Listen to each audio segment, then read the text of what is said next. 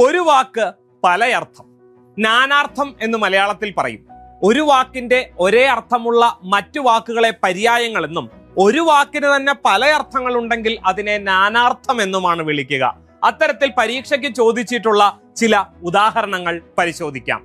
കാട്, വാസസ്ഥലം, ഉദ്യാനം, വെള്ളം, കൂട്ടം, തടി എന്നൊക്കെ അർത്ഥം വരുന്ന വാക്കാണ് വനം. നമ്മൾ കാട് എന്ന അർത്ഥത്തിൽ മാത്രമാണ് ഉപയോഗിക്കുന്നതെങ്കിലും ഇതിന് നാടെന്നും പൂന്തോട്ടമെന്നും വെള്ളമെന്നും കൂട്ടമെന്നും തടിയെന്നും അർത്ഥമുണ്ട്.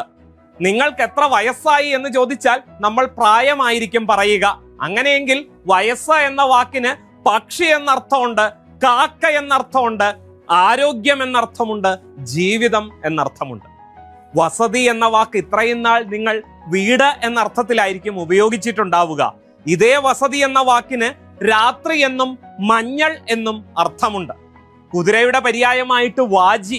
വാജി എന്ന വാക്ക് എപ്പോഴും കുതിരയുടെ പര്യായമായിട്ടാണ് നമ്മൾ പറയാറുള്ളത്. അങ്ങനെയെങ്കിൽ ഈ വാജി എന്ന വാക്കിന് കുതിര എന്നർത്ഥം കൂടാതെ പക്ഷി എന്നും അമ്പെന്നും ഇന്ദ്രനെന്നും വാശി എന്നും പന്തയം എന്നും അർത്ഥമുണ്ട്.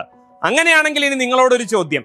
താമരയെന്നും ആമ്പലെന്നും മീനെന്നും ശംഖെന്നും ഉപ്പെന്നും മുത്ത് എന്നും ചീരയെന്നും കക്ക എന്നും അർത്ഥം വരുന്ന ഒരു വാക്കുണ്ട്. അതേതാണെന്ന് കണ്ടെത്തി ഇപ്പോൾ തന്നെ കമന്റ് ചെയ്തോളൂ.